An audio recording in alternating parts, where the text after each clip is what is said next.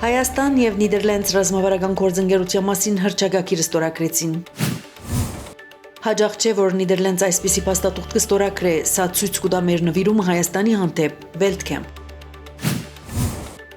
Կքննարկենք նաև Հայաստան-Ադրբեջան միջպետական սահմանին երրորդ կողմերի ուժերում բացառումը, Միրզոյան խաղաղության պայմանագրի մասին։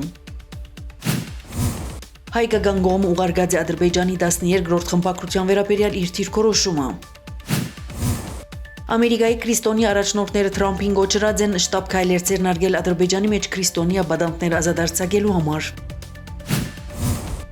Մագդանելա Գրոնոյի մասնակցությամբ Անկարայի մեջ քննարկված է Հայաստան-Ադրբեջան եւ Հայաստան-Թուրքիա հարաբերություններու ղեկավարման գործընթացը։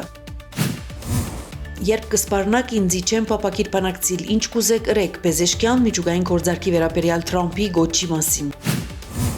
Միխայել Սաակաշվիլին դատապարտված է 9 տարվան փանդարգության։